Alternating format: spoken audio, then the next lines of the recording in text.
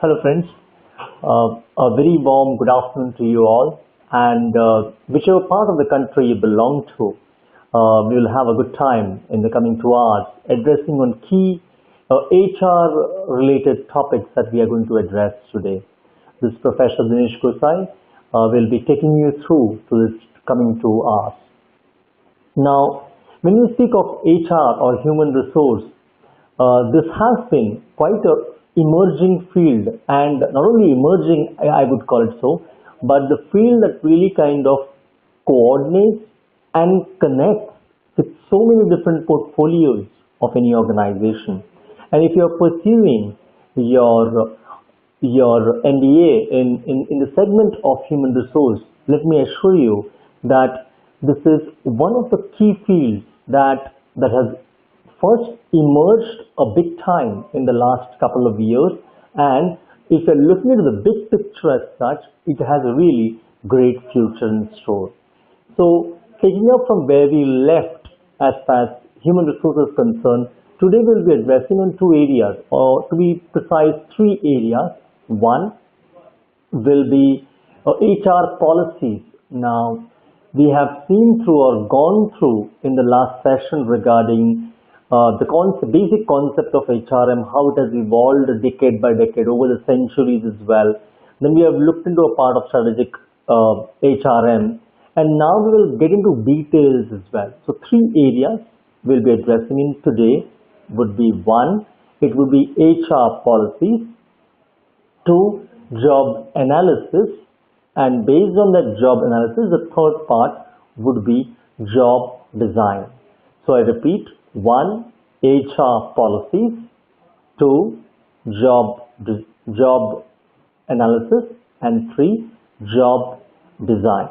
So let's get into the first module of HR policies. Now, first of all, what is a policy, and why does an organization require a policy? Now, that's important perspective to understand. So by definition of HRM, a policy is a predetermined course of action established as a guide towards accepted objectives and strategies of the organization. See, friends, every organization has a vision and a mission, but only having and even stating it in writing as well would not suffice, because vision and mission are by numeric standards global in vision. That means they are larger concepts. Now these larger concepts need to be break down into smaller units. Now when I say breakdown, it has to be easily comprehensible, it has to be easily understood by each and every employee of the organization, so that the employer can really put forth its communication in the way it wants to be, based on the organization, vision and mission. So a vision is formulated, business processes are analyzed, and policy and procedure systems to support the vision are born. As policies and procedures are written, approved, published and implemented, the company's vision is articulated. Now, before we actually get into the policy guidelines, we need to re-clarify this about the vision and mission. I redefined once again for you all, just if you have skipped it in our previous lecture. Vision is a philosophy by which the organization runs through. It's a kind of a broad outline of what the organization is looking forward to in the days to come, maybe 10 years, 20 years or 30 years in store. Whereas mission are goals. Now, when I say goals, mission are SMART. That means they are specific, They are measurable, they are achievable, they are realistic, and definitely time bound. So, a combination of this, the vision and mission, becomes important to first to understand the difference, and then how do we take it up ahead from there. Now, as a vision and a mission are formulated and articulated by HRM based on the company's philosophy that they want to drive ahead, and also based on what kind of value proposition they are going to put forth to its end customer.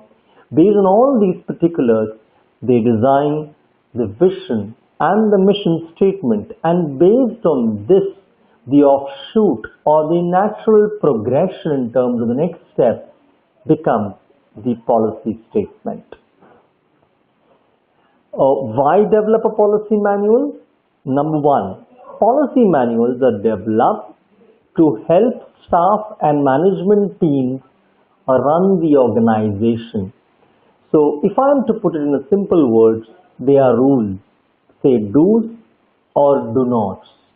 They are clear-cut bifurcated do's and do nots, because vision mission doesn't get into nitty-gritties or details of what the organization wants to go through. But policy gives a structured, detailed fashion guidelines about the do's and do nots. They are developed in light of the mission and the objectives of the company, for sure. They are carefully drafted and standardized policies and procedures save the company countless hours of management time. Now, this is one big advantage while designing a policy statement, because if you don't have a clear guideline about it, and the management has to spend a lot of time and money in explaining people around about how their vision and mission is applicable to them. So better than that, if they have guidelines or do's and do nots or a policy statement, it becomes easier for the management to enforce based on the vision, mission, and their journey ahead in the years to come. One more thing that is mentioned over here is they are also drafted and standardized. Now, when I say drafted and standardized means there are few legal aspects also come in, and that's the reason articulation becomes important while drafting any policy manual. Also, when the procedures are clear-cut laid down as well, from an employee perspective, if you see, they are easily understood by each and every employee across the levels of hierarchy which they want to address to. Objective about the policy manual: number one, to provide fair, acceptable, and efficient leadership. Now, since you know HRM stands for Human Resource Management, and when humans are involved, naturally comes emotions as well. And emotions, as we all know, they don't have much of rational about it. Now, if certain things are implemented in any organization without a clear-cut laid out plan, there are quite a chances that prejudices or biases come into the picture. Say, for example, if an employee has been elevated to the next level in any organization, now if there are no clear-cut guideline or appraisal system, and because appraisal is part of policy making, if suppose they don't have an organization have no clear-cut or black and white ways for a person to get elevated, and if suppose a person is getting elevated in this scenario, the chances are that the peer groups or his co-colleagues will often have this this thing in the back of the mind that maybe this person, his superior might have favored him on personal grounds, or maybe some other reason, or some biases or prejudices.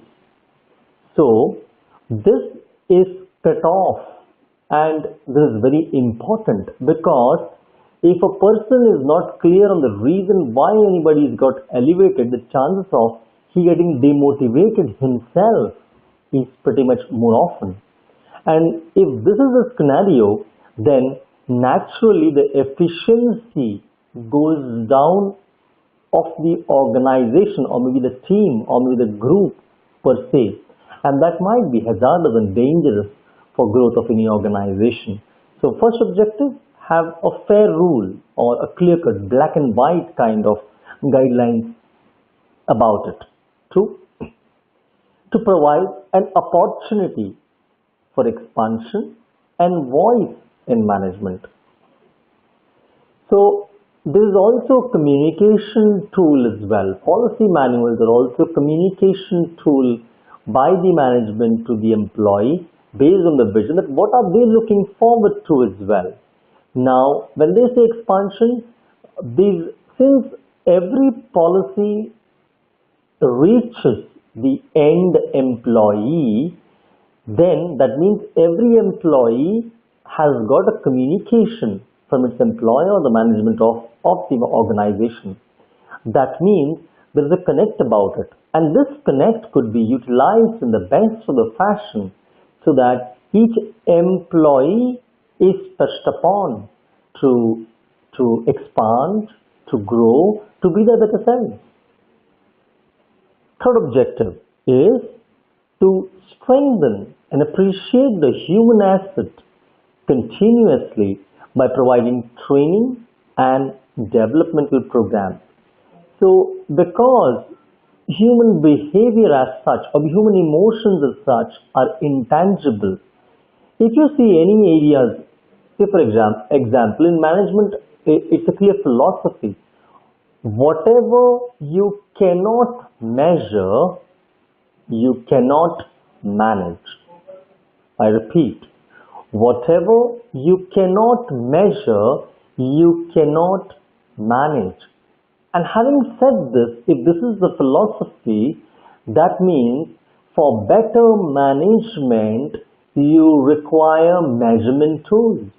Now, when I say measurement tools, that means they need benchmarks, they need evaluation criteria, that it requires validation criteria, it requires the requisite points of contact, and also where it could be evaluated as well.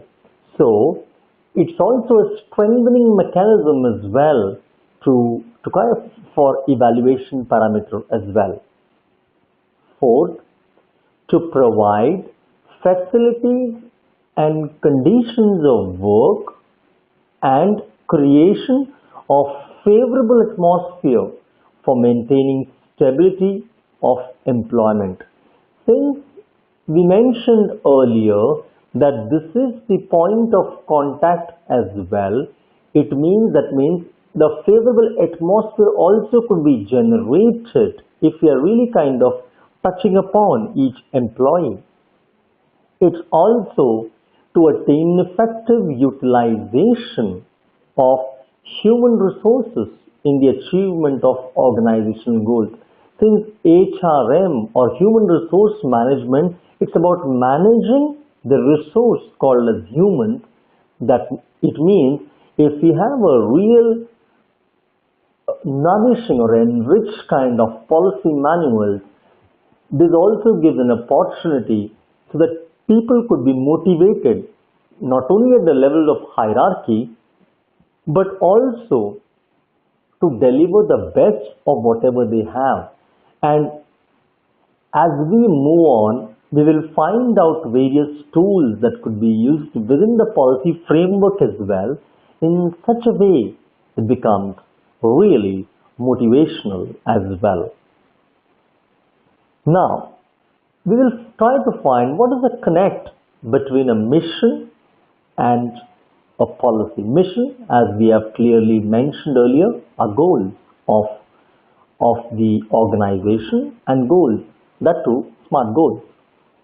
So when developing your policies, you mean the HR personnel should start with your mission and objectives, because policy is an offshoot of mission vision, or it's a child of the mission vision.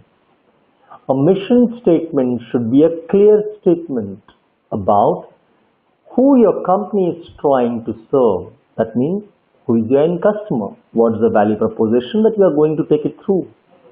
It should be a cultural reflection of the values, beliefs, and philosophy of the organization.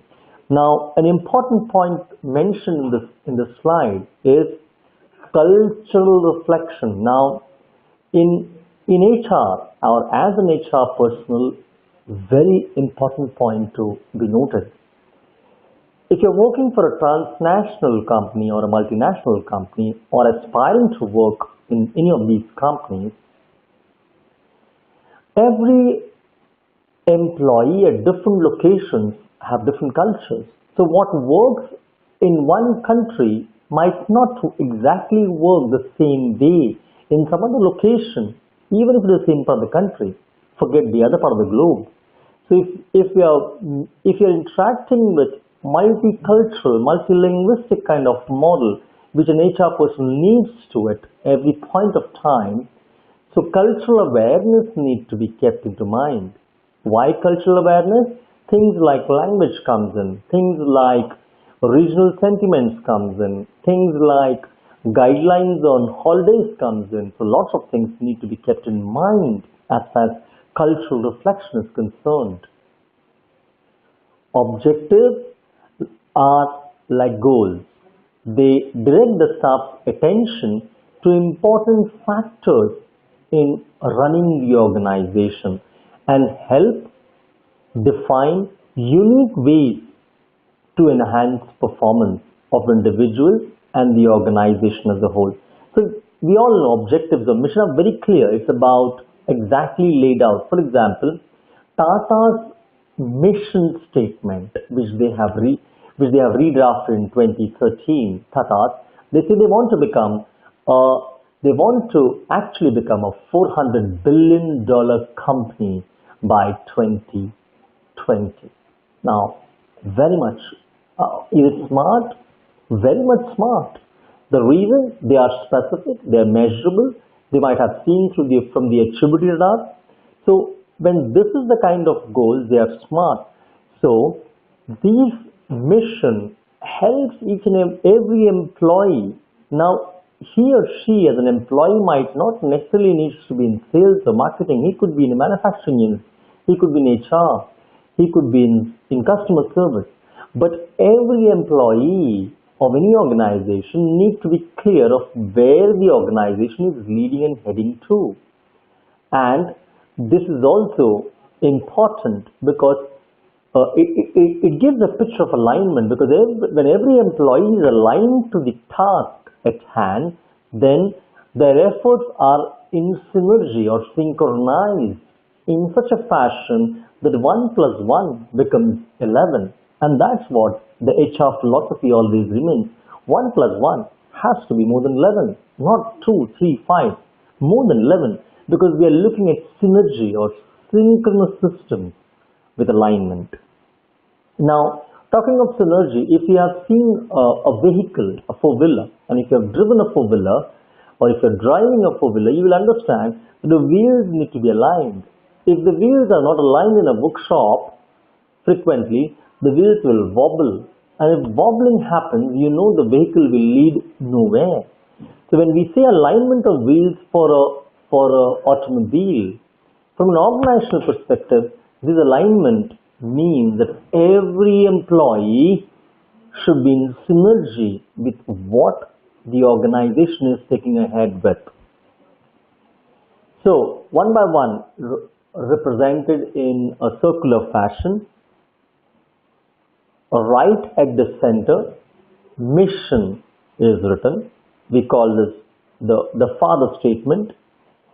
Second, the green one, the strategic objective set. So based on this mission, what kind of strategy need to be designed? Third, policies are developed. And fourth, taking it ahead, the procedures to carry out the policies also drafted and crafted as well. So in this order, so it's a kind of offshoot from each. So first, the grandparent remained the vision mission, and the grandparent in this scenario is the value that they are going to give to the customer, the core center philosophy of the organization. Understand, friends, one thing, that if your core philosophy is not driven towards delivering value towards the end customer or towards enhancing value towards the end customer, the organization will soon die its natural death. If profits is only the prime motive, it will be a difficult task. Yes, profits are important to run the economic engine, but that should not be the only and the first motive. The value that it is going to offer to the customer is of core important. Understand, be as individual or as organization. If you want to give and receive value, if you want to gain some value. Now value, it could be monetarily, in terms of fame, it could be in terms of power. The core philosophy remains, be valuable, even as individuals or as an organization. So if you want to be valuable, you need to give value. Now when I say giving value, that means your product or services need to transform people's life in some way or the other, in such a way that it gives them either convenience, satisfaction, happiness, comfort, whatever level, it is adding value to it. After that, once you have designed a core value about it, then you have a mission, then a vision, you have a strategic planning about it, then the policy and the procedure. That's how the cascade is. Now come to the how about it. This is about the why and then the how. Understand in life that your why, if you have a strong why, the how will take care of itself. I repeat, if you have a strong why, the how will take care of itself, be it for individual or even for organization. Now we have defined why the policy manual is important for an organization, or why a mission is important. Now once you've understood this why, now we'll get on to the how about it, means how to create your policy manual. So policies initially are derived from an understanding of core business practices. So what are the current standard practices that are being applied currently? It is the first step in developing good policies. Policy creation is a form of research. So policy is an art and science both, because it requires a deep understanding of, one, the internal vision, mission statement of the organization. Two, it also needs to understand what's happening in the outside world as well, in which it's operating. That means the marketplace, the cultural facets, the technological things that are shaping up, the government policies and regulations, the end customer needs, wants and demands. So it requires quite a lot of research as far as the external data procurement is concerned. The policy manual should be a living document. A very important point. Living document. That means it has to be very much dynamic, subject to change. Since we know that the external environment is changing every now and then, it's very dynamic. Yes or no? So you talk of technology, you talk of government policy and regulation, you talk of customer needs, wants and demands, you talk of the terrain, the topographic features, you talk of the age domain that the population is moving forward to. These are all changing in rapid flux. So if this is changing and policy is based on this, that means the policy also needs to be adaptable, changeable based on the external changes, and hence it needs to be a living document. Existing policies need to be expanded, supplemented, and revised as business conditions change, as business process reengineering takes place, as an organization downsizes, and as quality improvement initiatives are implemented as well. So based on all these features, your policy manual will also change. Various types of policies. Now, there are policies that apply to various aspects within the organization. One, it could be employment policies. For example, these are policies that guide hiring practices, orientation of new employee, that means how induction should be carried out, how many days of training, so and so. Compliance with employment laws, so it could be code of conduct for each organization, and confidentiality maintained of data of each employee.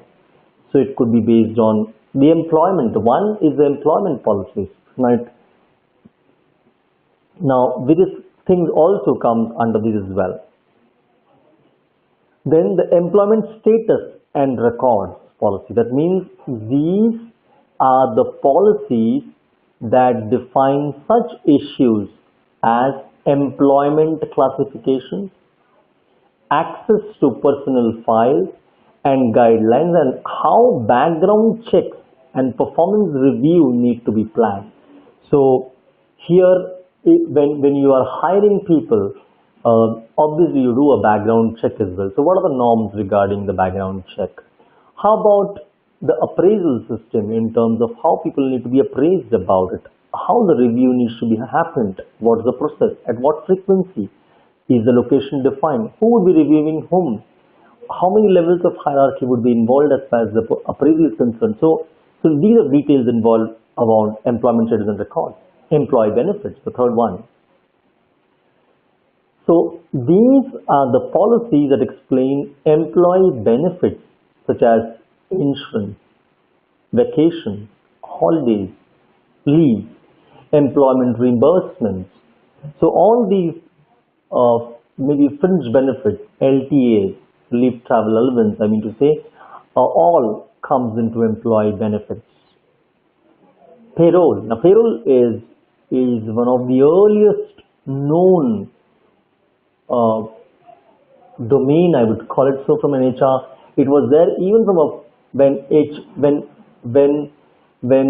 HR as such was there, or there was a personal department. So payroll happened from there on. So there is evolved, and payroll still exists in human HR as well. So payroll, these are the policies that are related to salary and wage administration, including deduction, pay advances, and timekeeping as well. So payroll, a separate team is aligned for payroll. Then workplace guidelines. Now what are these workplace guidelines? Now these policies are quite varied, and their purpose range from defining certain work arrangements such as flexi time, telecommuting, to offering guidelines on the use of company assets and record retention as well. So anything and everything related to workplace guidelines also need to be understood in terms of the uniforms, the timings about it, the overtime, if at all it's there as the company policy. So everything related to workplace guidelines. The employee conduct. That means how the employee need to behave in a workplace situation. These policies are guidelines that control employer behavior and conduct on the job. That means the mainstay of this section is the code of conduct, but also important are policy regarding substance abuse, smoking, harassment, and workplace violence as well. So it ends down to the behavior of each individual in a workplace situation. It could be about smoking laws, it could be about substance abuse or drug abuse, it could be about harassment as well, the employee conduct. Next, e-policy, electronic. These policy guide staff in the use of organizations' information technology, policies defining acceptable and prohibited activities and use of email and the internet make up the majority of these policies. Now, when I say e-policies, now since the world is moving towards e, so one of the things that has emerged is also the security systems involved with it. And when I say security system, it's not only about the IT part of the security system, but it's also about confidentiality of information of any organization. So it's about email. A lot of companies have an intra-mail server group within an organization. This to have a secure network loop. So it's about e-policies as well. Now, so we have looked into various sections on this policy could be drafted. It could be more as well based on organization culture, the size, the topographic locations it operates on, the sector which it operates on as well. Just to make it more user friendly or just to understand this more better, here are a list of tips to help you create a great looking policy manual. And understand, policy manual are printed. It can have a soft copy, yes, but it's printed. Okay, so few physical tips. One, use high quality paper. Important, because this is a connect of communication. Two, ensure all printed pages are crisp and clean. Achieve good balance between text and visual, that is charts, graphs and tables. Use photographs effectively based on the text that it's being supported to. Use illustrations effectively. Use bullet points to offset information from the text.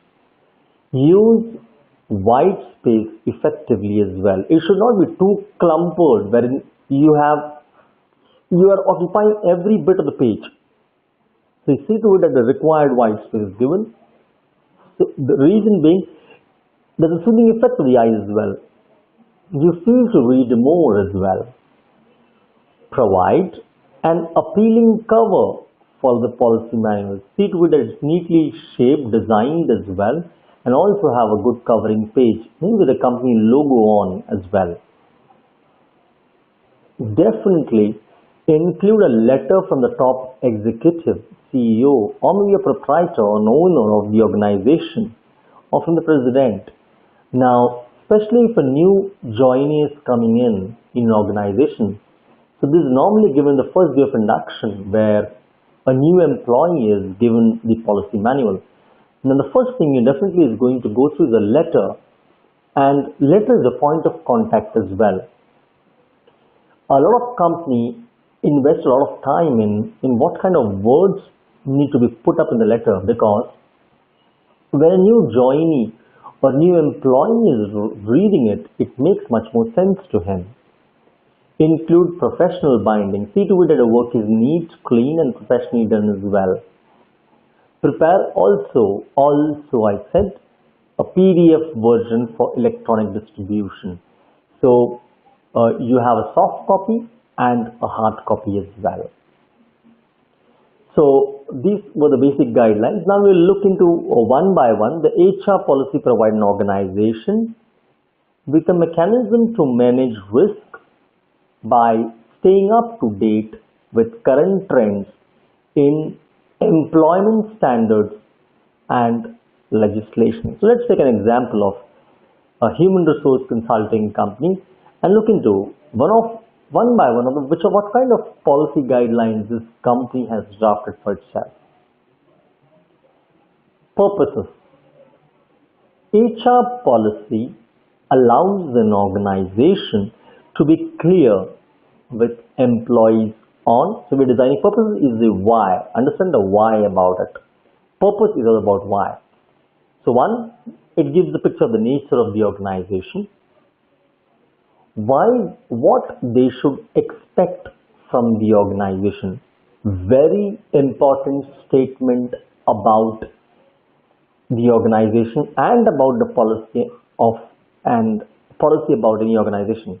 These two statements, what they should expect from the organization and what the organization expects of them, both need to be crystal clear about objectives, how policies and procedures work, what is acceptable and unacceptable behavior. That means strict do's and do not on a behavioral parameter as well.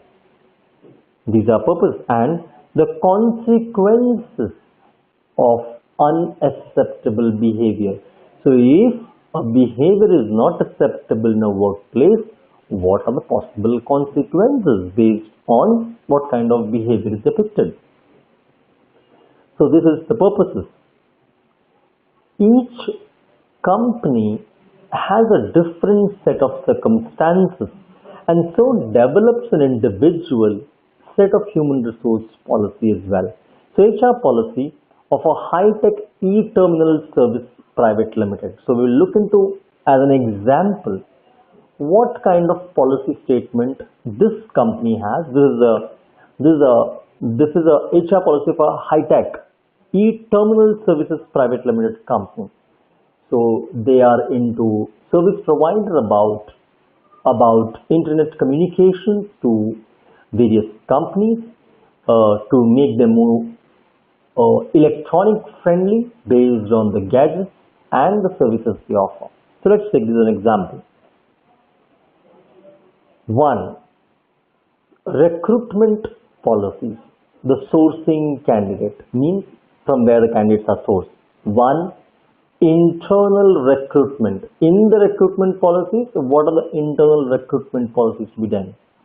That means what if they have an IJP or internal job posting. Suppose if a position has happened within the organization, if somebody has got elevated and a position is happened, then the company might circulate an IJP or internal job posting to its current employee, so that they can internally apply. So it's a part of internal recruitment. Second, external recruitment. That means it goes on to the marketplace. So it could be online portals, it could be print media like newspaper, magazines, it could be job fairs. So these are all external recruitment sourcing. Buddy recruitment. Now buddy recruitment is about referencing. So example, they give out a mail or posting to each employee that if you refer somebody for the position, you will be rewarded by some form, maybe cash or coupons or whatever the case may be. So what happens in buddy recruitment is, one of the big advantages, you are getting a candidate trustworthy to start off. When I say trustworthy, it's a relative word. Trustworthy vis-a-vis from somebody or from someone who you don't have any idea about. But if somebody is giving a reference, this is my friend, this is somebody whom I know.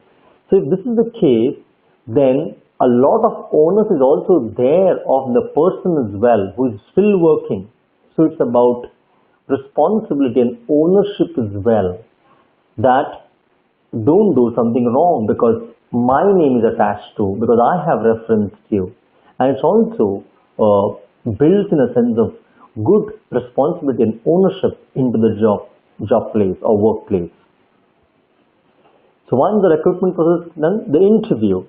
That means the interview process based on maybe a technical interview, a personal interview, maybe a group discussion if needed based on the size of the interviewee, the joining formalities, that means within how much date the person need to join if he's shortlisted and selected. Salary account, so in terms of banking instructions, the appointment letter, from which date to join, the location as well, the personal file of each and every employee, the probation period. So once the person is recruited, what is the probation period? It is 6 months, 1 year, what for it? Then identity card policy, the eligibility of ID card, in terms of the photograph, his age, the designation, how long he is employed for, and the contact address and details, the general guidelines as well. Working hours and attendance. Here, the hours of work per day that should include the lunch break, the tea break, and the weekly off as well. Attendance, is it through use of swipe card, and what are the policies for late coming? Where a lot of organizations have, if you have 3 late comings in a month, that's considered as 1 leave. So that depends on what the organization seeks forward to what is correct. The dress code policy in terms of business office attire, is it, how about from Monday to Thursday, or Friday and Saturday, or what's it for female staff FSC or female staff employee, wherein what kind of dresses or codes need to be put up based on the industry. Suppose if it's a manufacturing unit or a very traditional kind of domain that the organization is working in, then obviously the dress culture or dress code is more strict on based on the cultural parameters as well. But if it's a more of a glamorous or flamboyant kind of industry, be it cosmetics, be it perfume, deodorant, be it mass media communication segment, then obviously they are more lenient about it as well. And that's also based on what kind of cultural environment it's working on as well. The leave policy. Leave policy in terms of annual leave up to 21 days as far as this company is concerned. Accumulate, carry forward, maximum of 42 days. The maternity leave, paternity leave as well. The salary policies in terms of statutory reductions, what kind of standard reductions of PF are there, if it's a voluntary PF request as well. The Provident Fund, the ESIS contribution, the PT or professional tax with a slab scheduled as per the structure or CTC of the individual, the income tax scheduling based on the financial year that the person is enrolled in as well.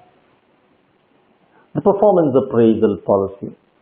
Now, friends, let me tell you, performance appraisal, especially in India or Indian companies for that matter, a lot of time performance appraisal is not very neatly defined. And when I say neatly defined, they are not really clear-cut laid out or not really black and white.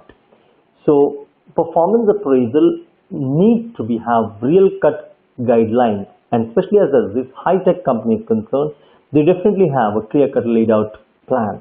Have to review on the following parameters, like the job knowledge, what kind of knowledge the person has, the quality of work that the person has done. So, and how do you define this quality of work? What are the evaluation parameters?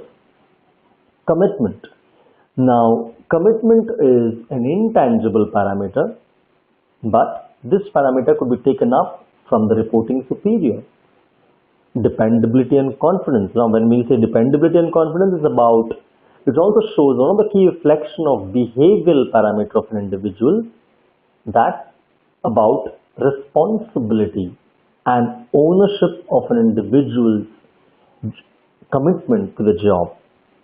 And let me tell you, in this trying situations where you have a lot of more employees than the jobs available, it's this one single most parameter has become very important. That's about commitment, ownership, and responsibility. Very key words. Now, if you are an HR personnel or if you're aspiring to work in the field of HR, this needs to be driven down to employees and make them understand that this is the key driving force if they are looking forward to stay with the organization for a long time. The interpersonal skills. Now, interpersonal skills is about how do you relate with people as well. So it's about rapport building skills. And in this age of communication, you need to be connected well. Gone are the days when you can work in silos. For example, if you're working in R&D, you might not have a great interpersonal skill, that's okay. But it was okay maybe a few years back. But even for very specialized silo kind of jobs as well, silos means in loneliness also as well. Still, in today's time, you need to have good interpersonal skills. Time management. Time management is also about what kind of time you have logged in, how consistent you are, how is your patterns of taking leaves.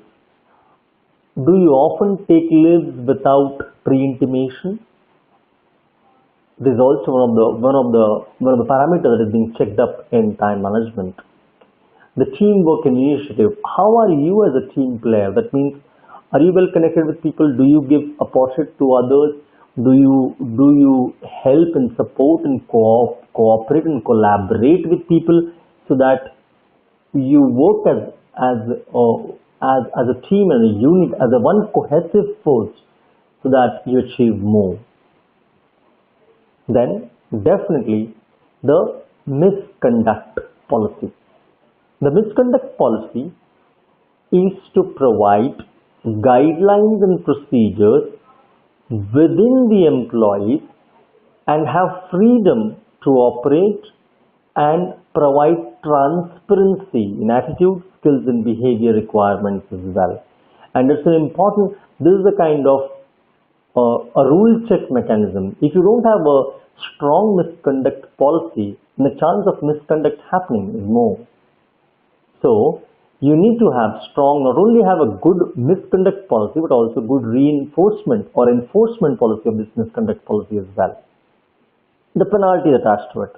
The penalties could be verbal warnings to start off. It could be recorded warnings, written format. It could be the final warning after recorded warnings. Then dismissal, demotion. It could be dismissal, could be demotion, or it could be transfer from the location place as well. Also policies related to office equipment usage and security policies. So it could be related to telephone calls. So no personal calls involved as far as office calls in office are concerned. Internet usage. So no Facebook, no Twitter accounts being activated in office hours. The printer and photocopier usage in terms of how you're using these machines and gadgets. Then exit policy about resignation, 15 days plus in case of probation period, or it could be 30 plus days for a confirmed employee. 60 plus for a senior management, since he is looking after a large portfolio. It is important that there's a smooth transition happens when he is taken over by some other person for the same position. The exit interview. Now, exit interview was not really taken up very strongly earlier, but now it is really dug deep. Why it is dug deep is because exit interview gives in real insight about, not only about the individual. If a person is resigning the organization, if you have a real intentional exit interview, from an HR perspective, you get lots of details.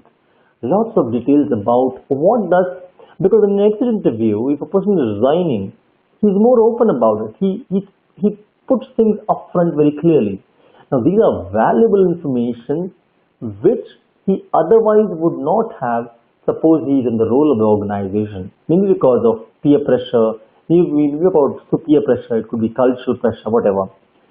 But exit interview is a window through which a lot of data and insights could be procured in terms of the culture, what's happening in the department, what kind of superior he's having, what kind of culture with the team exists, and the reasons definitely about the leaving the job as well. Termination policies, retirement policy as well. Sexual harassment policy, a norm in all companies, established to further emphasize, also called code of conduct for many companies, where a commitment of high tech ensures proper treatment of employees in the workplace and to set clear guidelines. The purpose of this policy is to stress on high tech's strong opposition to sexual harassment and to provide the complaint procedures available to victims, as well as disciplinary penalties that could be imposed for sexually harassing conduct or behavior by managers, co-workers, or visitors. The grievance handling procedure. Suppose you are mishandled, you are sexually harassed, or you are really taken to task which is not as per the guidelines of the company, then what are the grievance handling tools available? These are also drafted in the policy. It seeks to foster a quality work environment for all its associates and encourages a high level of individual and team contribution in support of business goals. If one encounters such difficulties, then they are encouraged to discuss them with immediate manager, or if not available, the manager above him. There are also absconding policy as well. That means abandonment of services. Suppose if a person is not reporting to workplace without any intimation for maybe 2 months, 3 months, there is no intimation or no connect as well. And there are absconding policy as well. That means the contract of services could be abandoned based on the number of days is absconding as well. So these are few policy guidelines that we have seen in the first half of the presentation, called the HR policies. Now we will go to the second section of this presentation, an interesting part as well. This is called as job analysis.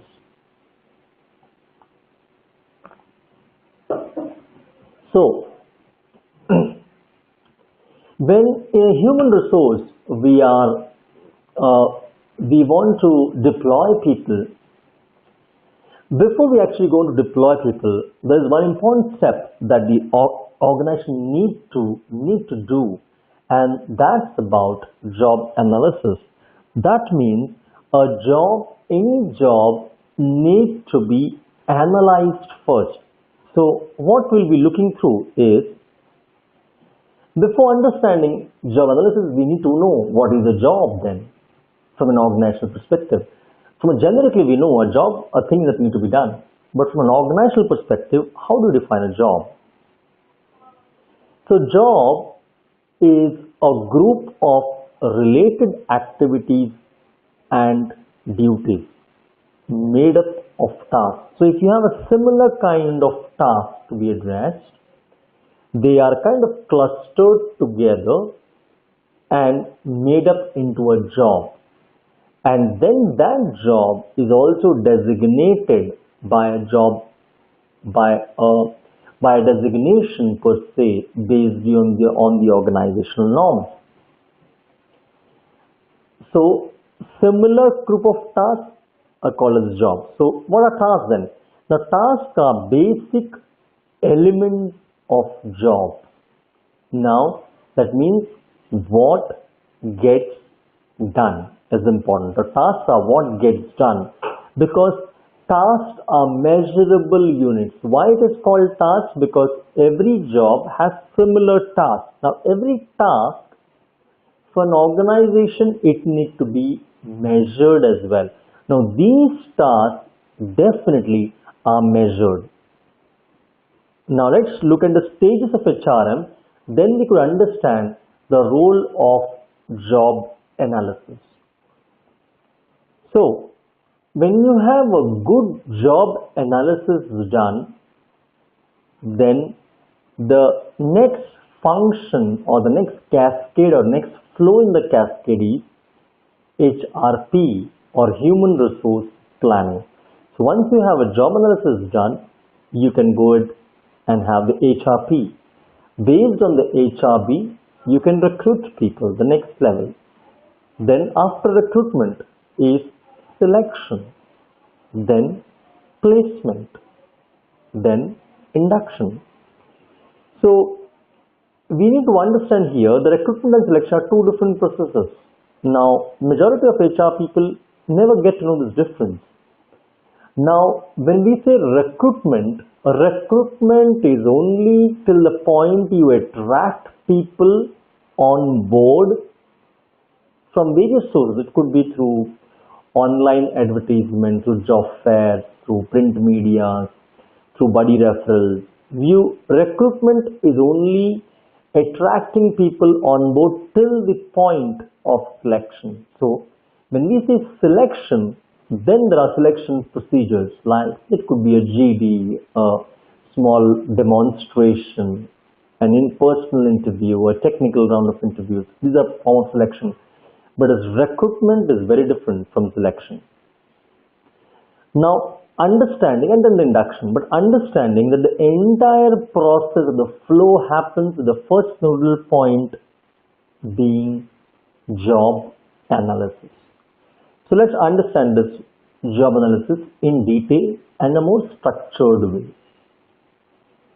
Now job analysis is a process used to collect information about the duties, responsibilities, necessary skills, outcomes and work environment of a particular job. Now lots of things are involved. Now there are duties involved, responsibilities involved, skills involved.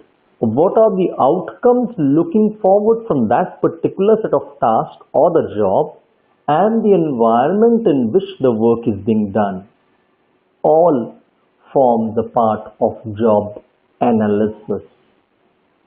Understand, during the point of job analysis, there is no job designation as of yet.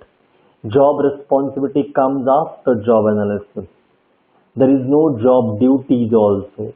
So job analysis is the first little point. It's a process of defining a job in terms of its component task or duties and the knowledge or skills required to perform them as well. So it's about understanding what are the component elements of task involved in that job and what kind of knowledge, skills and attitude are required to perform that particular kind of task. Now you might wonder, attitude? Yeah, attitude. Because every job function requires an attitude to deliver. For example, if an individual is impatient quite often and he can't manage his anger, say for example, can he be a fit in customer service? Not really, isn't it? So the next obvious question is, how do you gauge then attitude and where does it fit this in job analysis? Now once we have defined the knowledge, skill and attitude, and once you know if a customer service is the job, then the inbuilt mechanism is passed on in the selection process of interviewing as such. So when an HR person interviews, a job function analyzed as a customer service, this is one of the parameters that you will check in. So that's how job analysis is fitted into the entire cascade of the flow chart. Decision is made to check that whether already existing post is valuable or not, or to create a post. So students understand this job analysis is not done once. It is done at frequent intervals. Now, this job analysis is not only when a company is established, but it's an ongoing process. It's a journey. The reason being that the environment is changing outside. Now, say for example, if a company, we look into a sales structure or a hierarchy of an organization. Say for example, Parle products. The Parle products, the sales unit comprises of 6 layers. They start with SESO, Sales Executive Sales Officer. Then they have the area managers. Then they have the DSMs, the divisional sales managers. Then they have the RSMs. Then they have the zonal heads, and then they have the GM. There are 6 to 7 layers of hierarchy.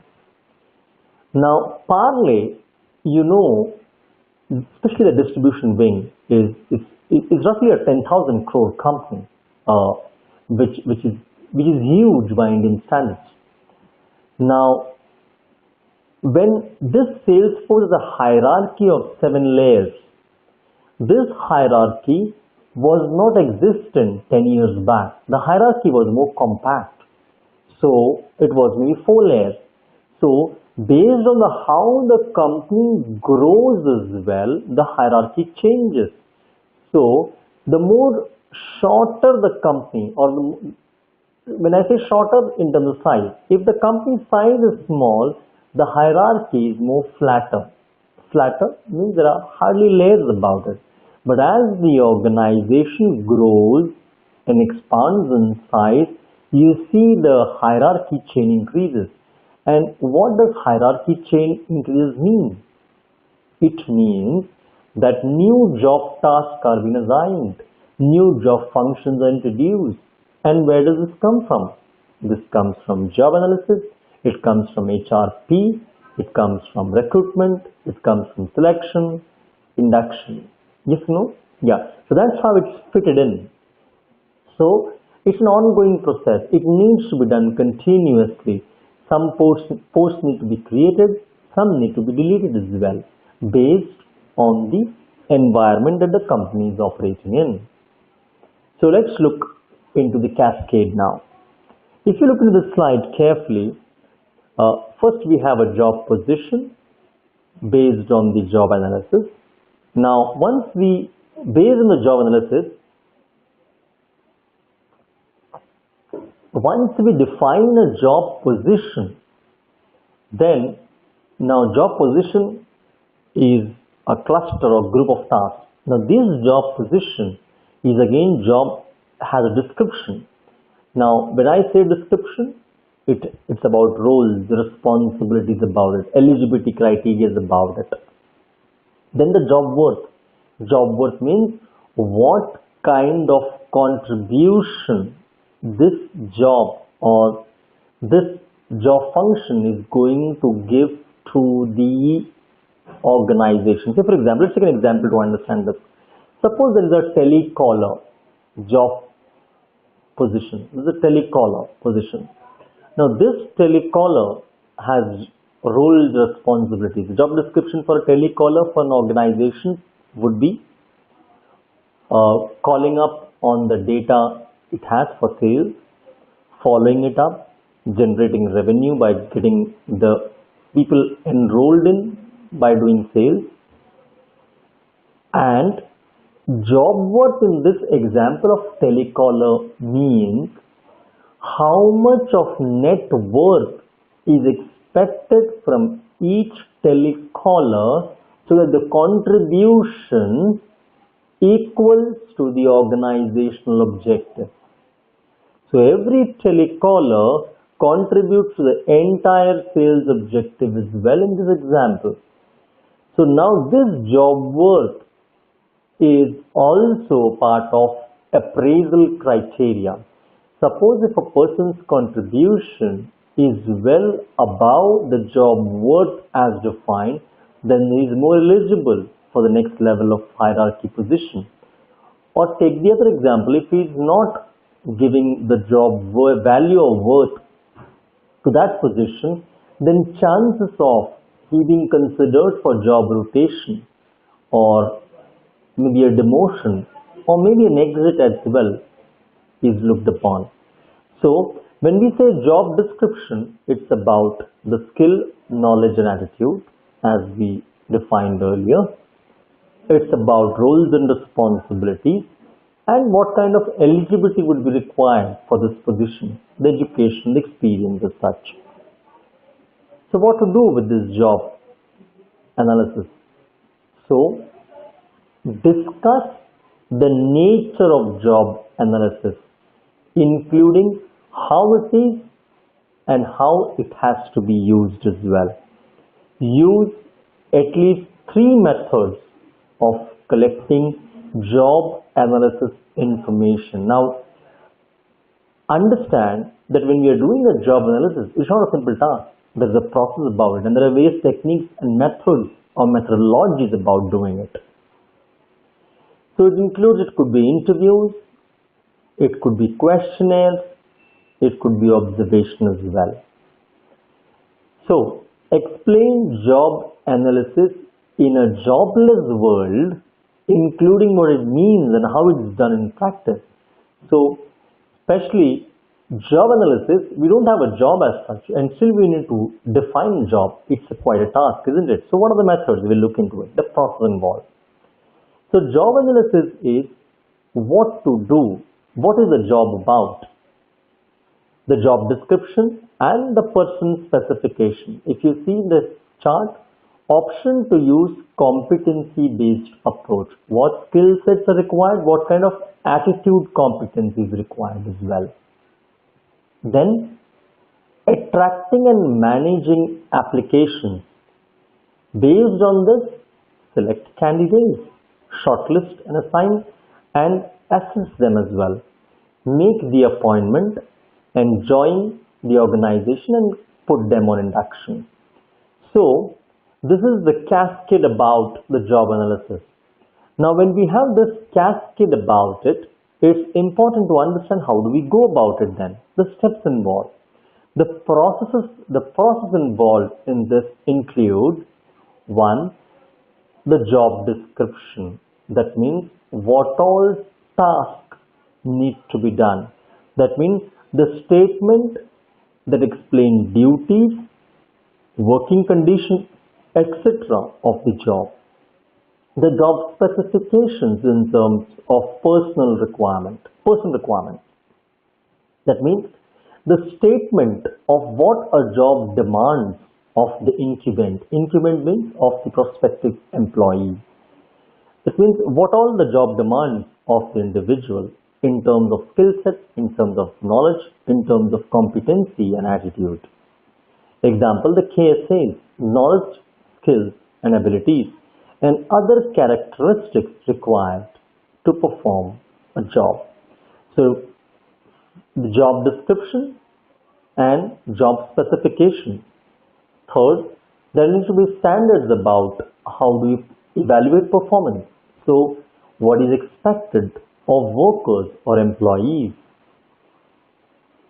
JA or job analysis provide performance standards for job where performance is readily quantified, measurable, etc. Take an example. If suppose there is a manufacturing unit and somebody is working as a worker on a shop floor, and his job is to overlook on, say, for example, a bottling plant. Now he has to see that so many of bottles were really bottled up in a particular hour's time. That is his measurement scale about his job. This is one of the evaluation parameter. So if that is not done, then he needs to be reinforced or talked about it. So it gives performance standards. May need to augment. Example, participative goal setting. Important that it's defined in terms of what is the individual goal in alignment to the organizational goal. That means there is a particular set of goals to that individual as far as his job function is concerned, and how that the contribution is linked up to the overall goal of the organization as well. All of these uses form foundation for various HRM systems. So the job analysis provides a foundation for almost everything HR is involved in. So it has job description, employee selection, training, performance appraisal, job classification as well. Job classification, managerial, worker, one of the ways to classify. It could be IT, it could be HR. So classification based on the domain type that the employee is working in. The job evaluation methodology in terms of how job is evaluated by the measurement standards, and the job design and the redesign needed based on the dynamics of change that the organization would be going through. So reasons for conducting job analysis. 1. Training and development. Suppose a job is there, but the skill sets required, maybe the size might be okay based on the change, but the skill sets required by the personnel or the employee has changed and requires upgradation. They say that whatever got you here won't get you there. I repeat, whatever got you here won't get you there. That means whatever skill set was applicable to that particular job 2 years back, 3 years back, 5 years back might not give you the same results currently, because the skill sets have changed. They need upgradation, and if that need upgradation, then training need upgradation, which the company is going to provide. This is one of the reasons for doing a job analysis. Staffing, the size, compensation benefits based on the experience and knowledge required, the safety and health as well.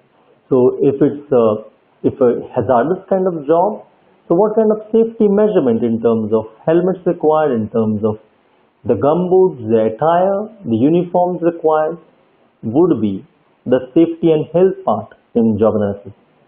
It could be an employee and labor retentionship program. It could be about also insurance cover. It could be about life cover. It could be about accident insurance as well, which could be incorporated based on the job analysis.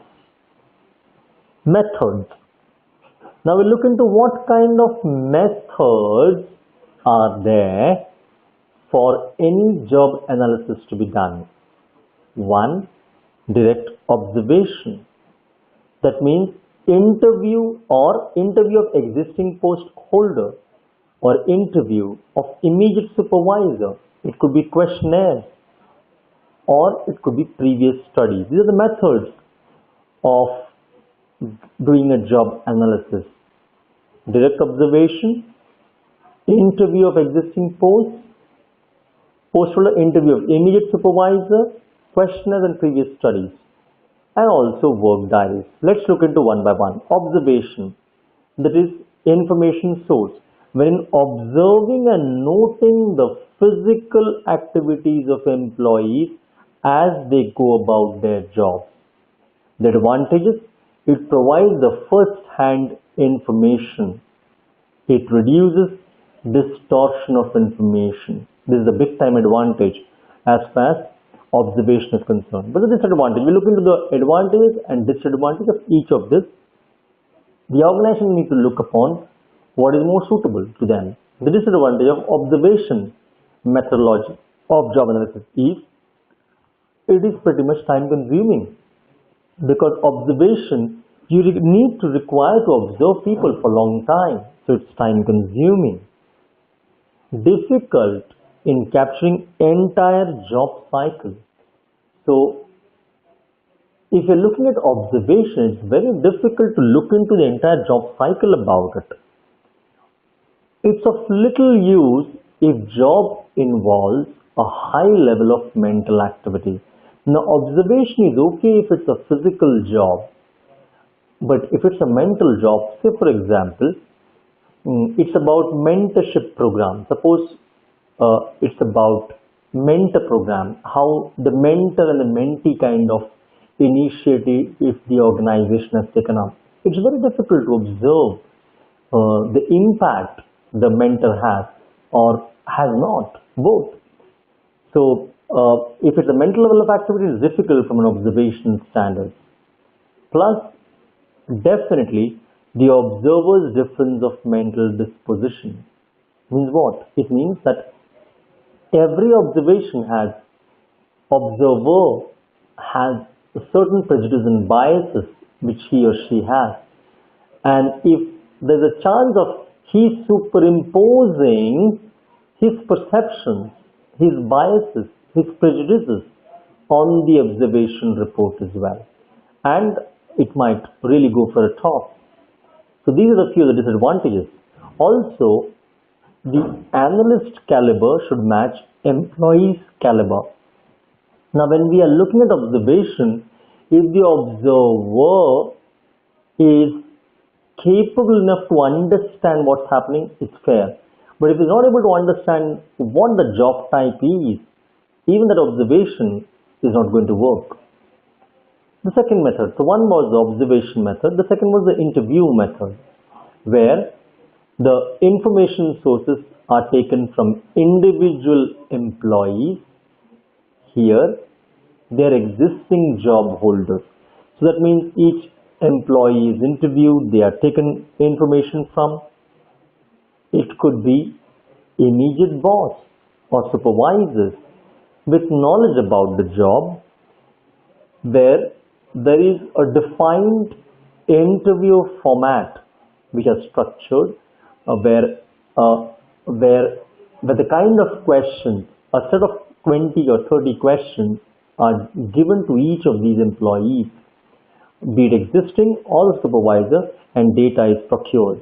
Or it could be very unstructured as well. When we say unstructured, it could be open-ended questions, it could be questions based on situational basis, questions based on individual jobs as well. So this is also one of the methods to do a job analysis. Their big time advantage is it's quick. It's a direct way to find overlooked information required. So if any information is kind of camouflaged or masked upon, it could be quickly looked up into. This advantage of this methodology of the pattern of interview is exaggeration or depreciation of importance of job. So a lot of time when an interview is happening, a lot of time, since this is a one-on-one basis, a lot of time the information or the content of the information get exaggerated or depreciated as well. So this is a disadvantage. In case of a supervisor, he may not be interested in the job description of the subordinate. He might really not be aware about it as well sometimes to the core part. The attitude may not be supportive as well, or maybe too supportive, and hence distort information. Difference in perception difference will always be there wherever one single point of contact is there, where attitude and aptitude of the interviewee is looked upon as well, and lack of communication as well. So these are few of the advantages and disadvantages of the interviewee model. And obviously the analyst caliber should match employee's caliber as well. Methods of job analysis. The third method, so one we have seen is the observation, second, interview, third is questionnaire format. The questionnaire format is where the information source is procured, have employees fill out a questionnaire to describe their job related duties and responsibilities, where it had a structured checklist wherein to identify the tasks performed. They are kind of clearly segregated across what kind of tasks to be done, or it could be open-ended. Open-ended are normally the unstructured one. Few examples of the unstructured open-ended questions could be like, the questions type would be like, what are the top 3 things that you like about this job? This is a very open-ended question. Or what are 2 things that will be immensely beneficial if you want to increase productivity from this job type? Very open-ended questions. So they are not the yes-no kind of format, because yes-no becomes very close-ended questions. So advantages of the questionnaire model is, number 1, it is quick and efficient way to gather information from a large number of employees, because the reach is fast and quick. Especially if it's electronic, it could go to masses, to a great number of people as far as employees are concerned. It is quick and definitely economical. Disadvantages of a questionnaire model: expense and time consumed in preparing and testing the questionnaire, and it becomes less useful where the employee lacks verbal skills. Suppose example, if a person is not very good in communicating it clearly, then it might be a big challenge if he is not able to communicate clearly. Then previous studies. So we have seen observation, interview, questionnaire. Fourth, previous studies. The information sources could be past record of any employee, wherein the analyst keeps the past record of the employees and keep the previous experiences and issues related to job analysis process of the organization. Advantages of the previous studies are easy to use methodology and helps to find out that whether it is beneficial or not. And disadvantages are wrong assessment of previous posts. Now, the chances that the previous post itself might not have analyzed it well. Suppose if this is the case, then that mistake is superimposed into this as well, the chance of that as well. Or it could be the bad performance of the previous employee as well, where the previous employee himself or herself has not done the job fairly. So that data might be redundant or obsolete, really not very fruitful. Or the last method, it could be the work diaries. Now when I say work diaries, that means the information source in work diaries are workers keep a chronological diary or log of what they do and time spent on each activity. Now, work diaries, if you see in organization, has been a very traditional tool used from quite a long time. Now, work diaries still helps in certain contexts, wherein what the HR person does is they are kind of written manuals by the people around, and these work diaries are kept, and they are kept as a lineage as well. That means they keep on moving on as time passes well. So when each job function is really recorded well, kept in place, and also followed up as well. Advantages of the work diary include things like produces a more complete picture of the job. As I mentioned, this is a kind of manual used as well. So It produces a more complete picture. It's a holistic representation of the job.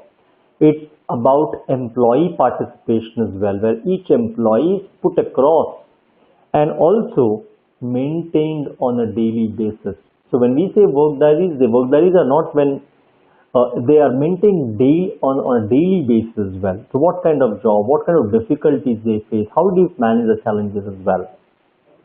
Disadvantages. Distortion is a common disadvantage to all of the techniques where prejudices or biases can be rolled in. It depends upon employees to accurately recall their activities as well. So this could be a disadvantage where people can't, since we have mentioned it has to be written it up daily, chances are that the person might skip an important point in the bargain, and that might be a valuable bit of information from the context of information about that job profile. One of the other methods of job analysis is also manager trying the job as well. In this method is used to check the new post. That means the manager or the supervisor actually doing the job himself. In this method, the manager starts a new job to check that whether this job is beneficial or not. It's a risky step to take because it may cause many fundamental problems as well. Fundamental problems in the sense, number one, he is taking out time from his own job function and doing some other job for a job analysis purpose. Two, his qualification, his approach might be very different from what the actual job demands. Maybe he is very well equipped, so it might be very smoother to him. So his measurement tool or evaluation of performance or the benchmarks that he or she would keep would be very high, which might not be feasibly possible for the person who is going to actually do the job with lesser competency or lesser experience. Advantages of this method: very fruitful if the manager is an experienced analyst and strategic risk taker. If this is the case, then it's useful. Disadvantages: very expensive because the manager is shelling out his time and resource to do the job himself. Risky about the fundamental difference, and also time consuming, very much time consuming. So the person who conducts job analysis is interested in gathering data on what is involved in performing a particular job. So types of data collected that may help in job analysis are work activities, work performances, work schedules, or personal requirements. So this is a smaller task based on which the job analysis is done. Say for example, let's take an example to understand how it shapes up. Suppose in an organization, they feel that in an organization which is kind of evolving and growing in an environment which is quite challenging, they find that in an organization there is a necessity of coordinators within different cross-functional groups in an organization. Suppose there's a sales team, there's an HR team, there's a manufacturing team. Yes, HR is a connecting link, but within HR, they find that there needs to be somebody who needs to coordinate, so there is a job analysis to be done. Correct? Yes. So this person will actually coordinate with each team, right from the data gathering team from the marketplace, the MIS team. It could be the team from logistics, the sales team, the HR team, the SBU heads. So this coordinator, the HR from a job analysis, it's found that this person or this job type needs an individual. One, they have identified as important. Why? Because every domain need to work in synergy and need to be well coordinated between units. So if they are going to start an activity, say for example, then this job becomes very important, the coordinator's job, to synergize each of these domains. And if the need is identified, one, two, then what are the requirements of from this? Suppose they identify that 3-4 people are required for this from this job analysis as this job description. Now, what kind of skills and knowledge they're requiring from the people? So, looking at this example, this person should have good interpersonal skills. 2, he should have a good knowledge of how different domains operate. Is that important from his perspective? From this job perspective? Yes, very much. What kind of experience the person needs to have? What kind of communication abilities this person needs to have? What kind of time management abilities need to have? What kind of multitasking abilities this person need to have? What kind of attitude he need to have? So, based from this example, we have looked into the job front, we have recruited the skills that required, we have recruited what kind of knowledge this person need to have. We also get to know what kind of attitude this person need to have as well. So, human resource experts cannot rely on individual job analysis techniques. So normally all the methods are used collectively or in groups. It could be 1 or 1 plus 2 or few groups together where a proper job description could be evaluated. So once we are done with the job analysis part about it, then the next cascade goes in. That is part of HRP or human resource planning. That's about designing the job.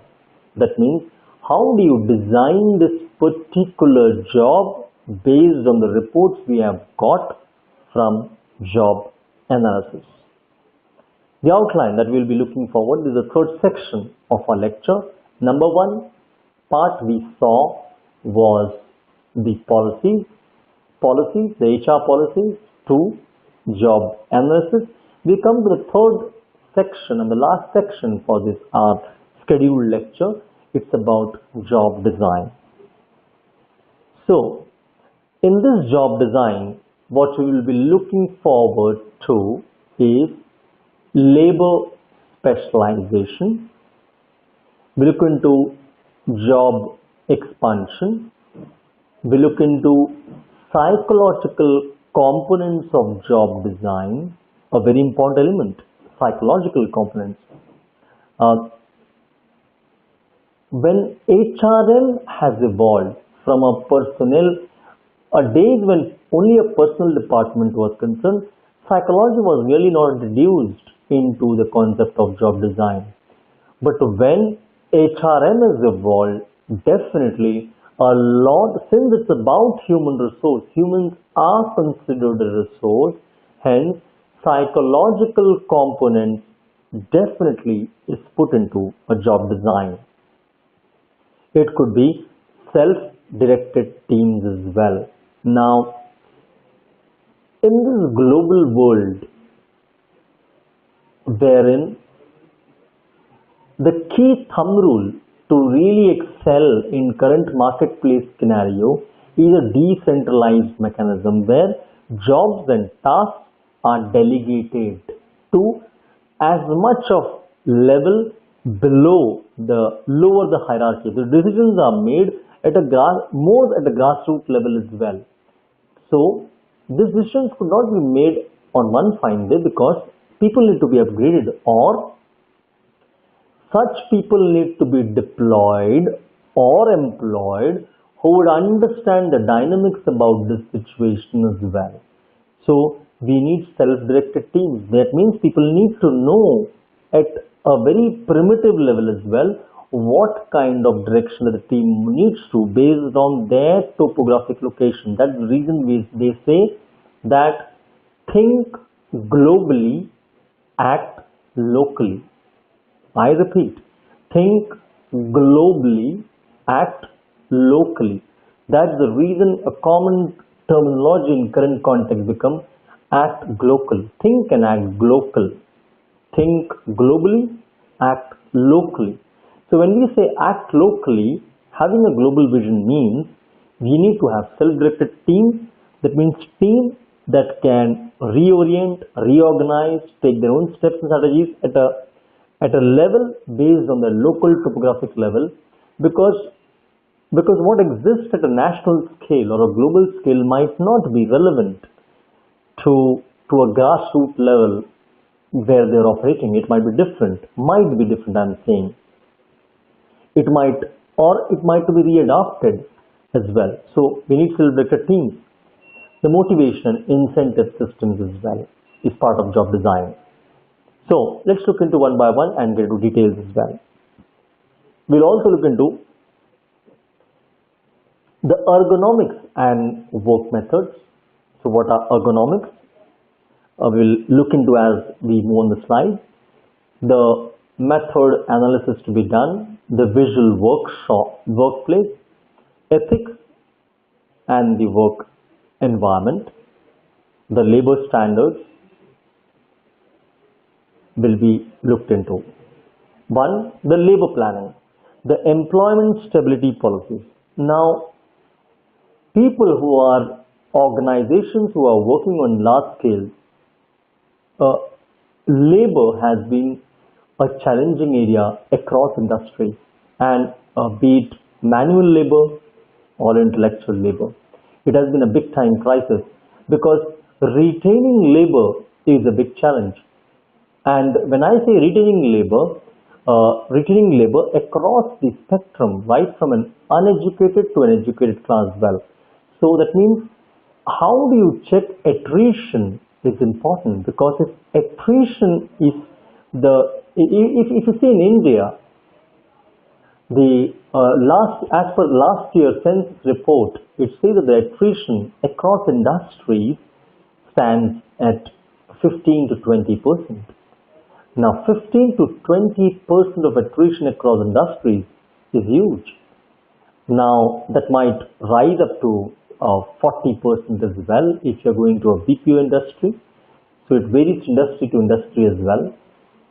And attrition, friends, understand, is a cost to the company, because attrition is not only that the company is leaving from your organization, that the employee is leaving from the organization, but he's also taking away from him the experience, the knowledge of the company, the requisite competency.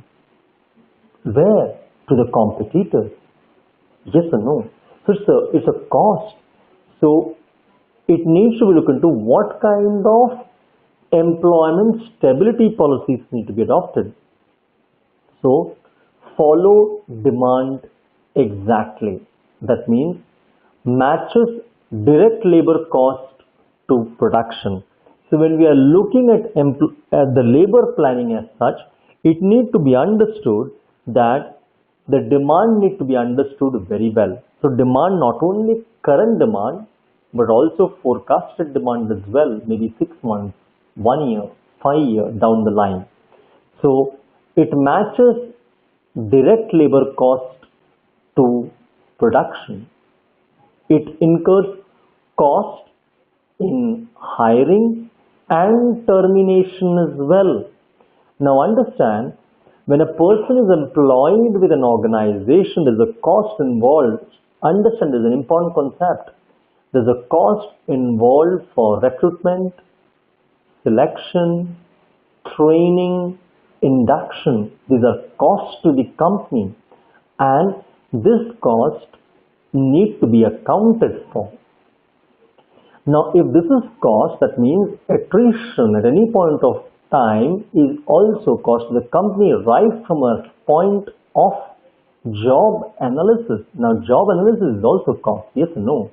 So right from job analysis to recruitment, to selection, to training, to induction, there is a cost involved. And these costs is really, if you're looking at employment stability, it's an important part. So labor is treated as a variable cost because it changes based on time to time. It changes based on what kind of labor it is, whether it's manual labor or intellectual labor.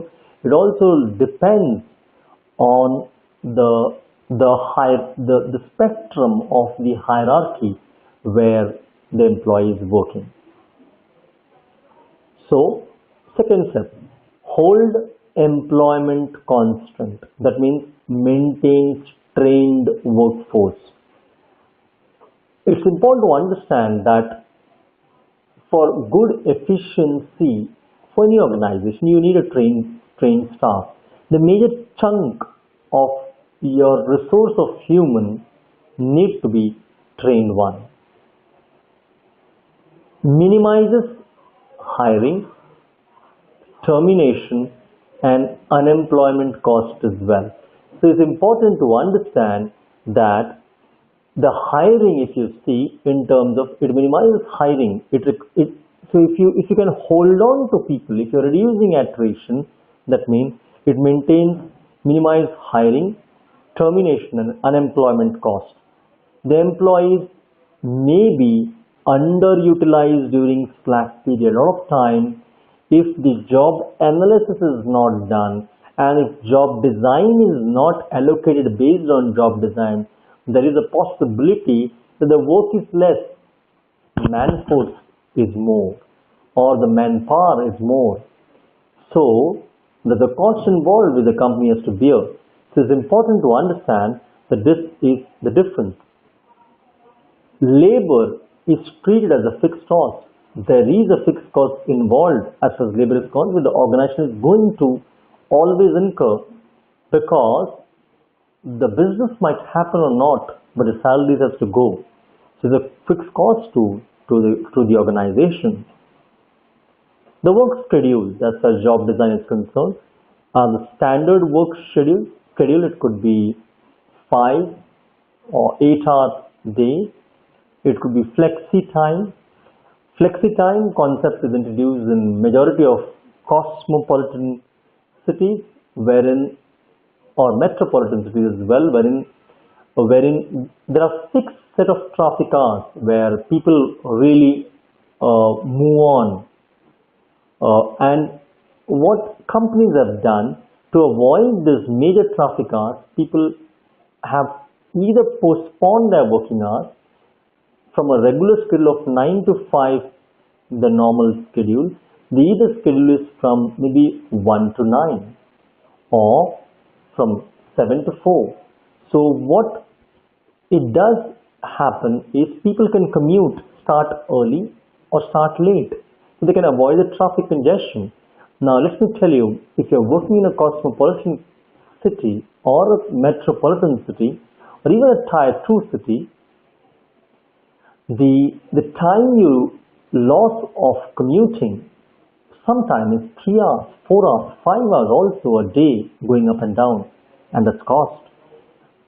This could be one of the reasons why people leave the job as well, because of less commuting hours. So if you have a flexi option time, that also allows employees within limits to determine their own schedules. It could be also about introducing concepts from work from home as well for few hours or few days in a week. It could be flexi work week. It could be fewer but longer days. For example, people might introduce a 5-day week. So people need not go 6 days. So you have a Saturday, Sunday off.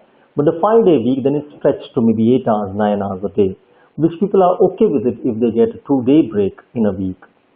Or it could be part-time. It could be fewer, possible irregular hours. That means people have the liberty to really have a flexi time as well, wherein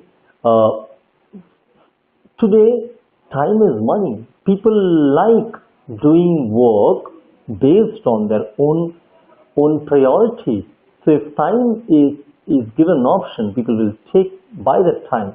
So even this is one of the tools that is used to manage attrition. The job classification and work rules. It could be Specify who can do what. Important concept. They say that for an organization to be successful, two things are important. One, as far as human resources are concerned, one, your bus needs to be full. Your bus means all the vacancies. There should not be any vacancies. As per the job design, every seat should be full. Number one. Number two, see to it that the correct person is sitting at the correct place. Means that every person, based on the competency mapping of the particular job, the competent person has to be fitted in, and that's where efficiency comes into the picture.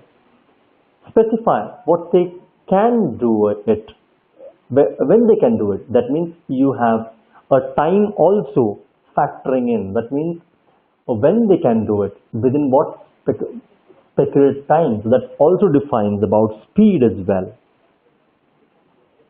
Specify under what conditions they can do it. That means this is about, can they handle pressure? Can they extend longer hours of work? Can they work under extended time schedules? Could be night shifts. So it could be back-to-back shifts. So it's about under what conditions they can do it. Often results of union contracts. So if this is the case, then when we are dealing with labor, then union comes into naturally, especially from an Indian context, even from a global context as well, where they have organized bargaining forums, where labor come under a common platform for bargaining rights, not only from a perspective of their pay packages, but also in terms of working conditions, wherein you can restrict flexibility in assignments and consequently efficiency of production as well. The job design also is about specifying the task that constitutes a job for an individual or a group. Now, when we say specifying a task, it means that the job needs to be specialized. Job expansion need to be looked into. The psychological components involved, self-directed teams and motivation incentives. We look into this one by one. One, the job specialization. Job specialization is a division of labor into unique tasks. The job need to be sorted out into tasks. This was first taken up by Adam Smith in 1776, wherein the development of dexterity and faster learning. That means it was seen that all people don't do the job in a similar way and similar time. People do it differently.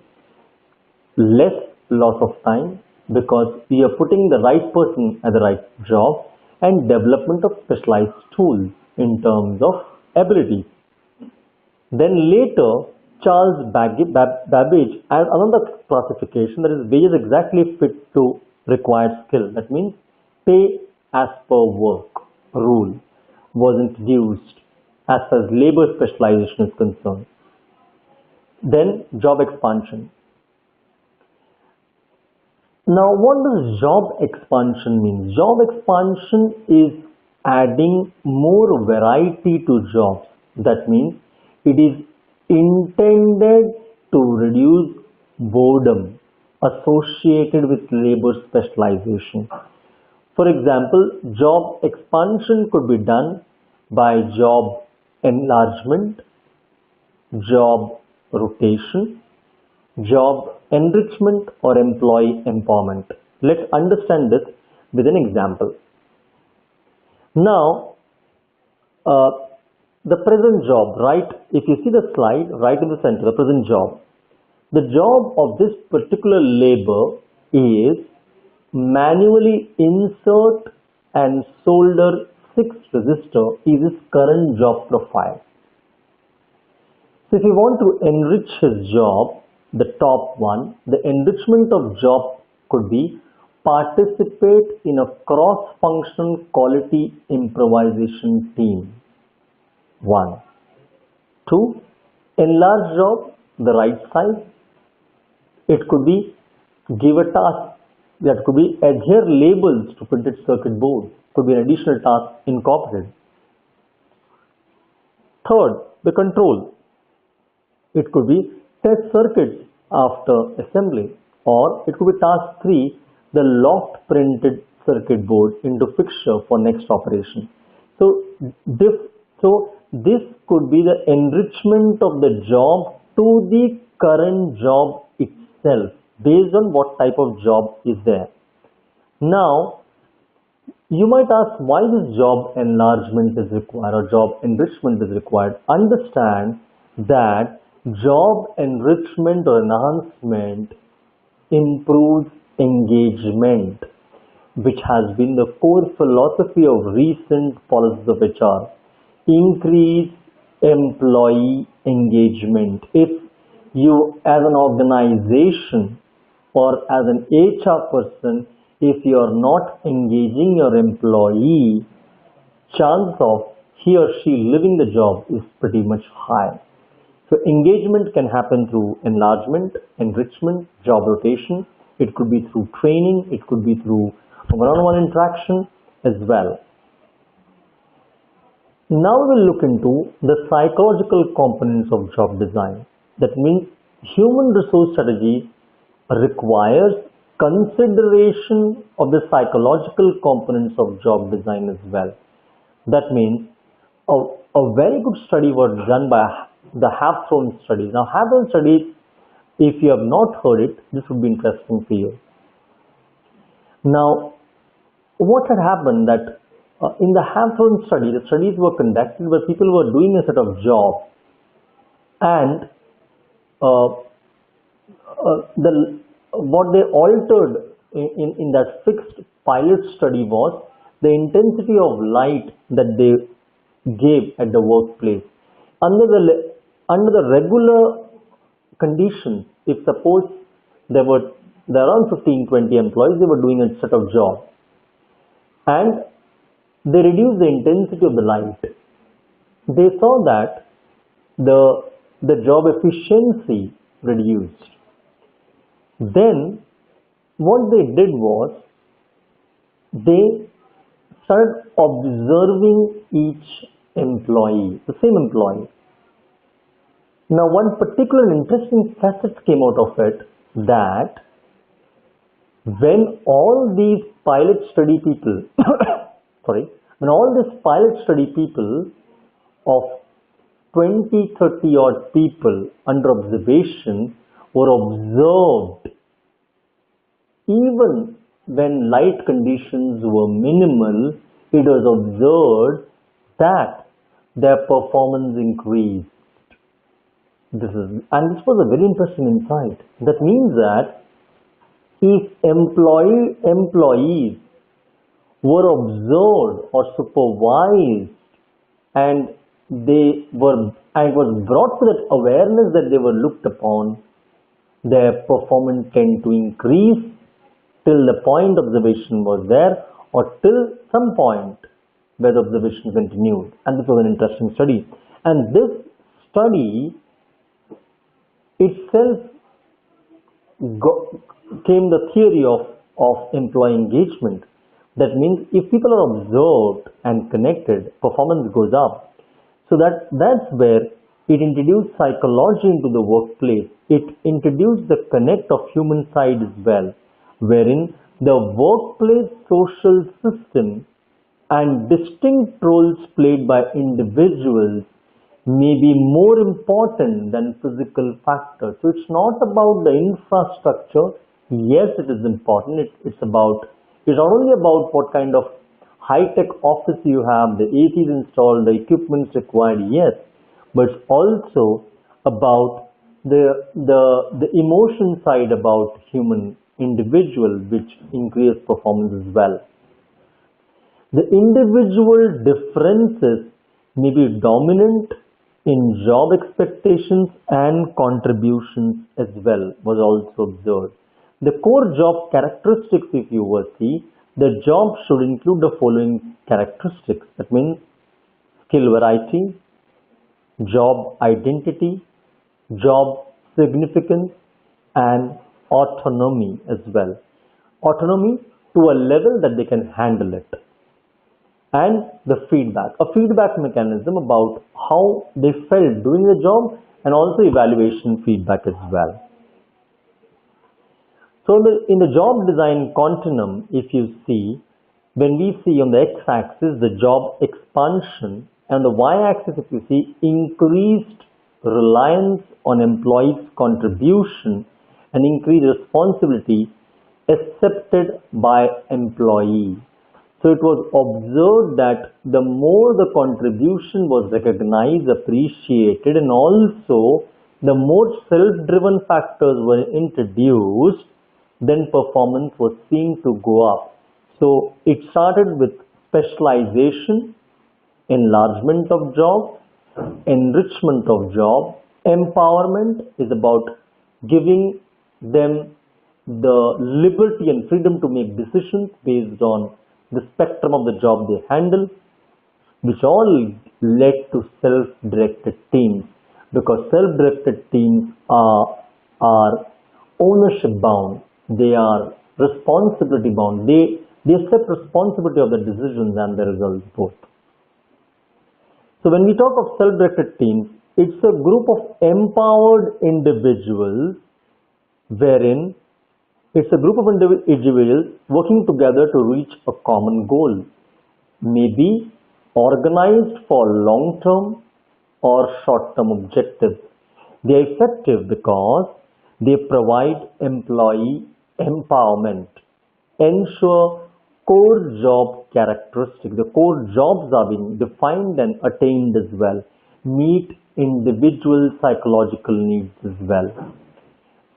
Self-directed teams, if you seek to manage effectiveness, managers should ensure those who have legitimate contributions are on board. They provide management support time to time, ensure that they are necessarily trained on the skill sets required or the upgradation of skill sets required based on the changing market scenarios, endorse clear objectives and goals. So have clear-cut black and white tools and regulations to guide where they want to lead to. Financial and non-financial awards. Financial are incentive programs, non-financial involves connecting to them, engaging them, enhancing their strengths as well. And supervisors must release control. Understand, as the human side is concerned, the more you control, try to control, people start moving away from you. It might give you an advantage for some time, but in the long run it never works.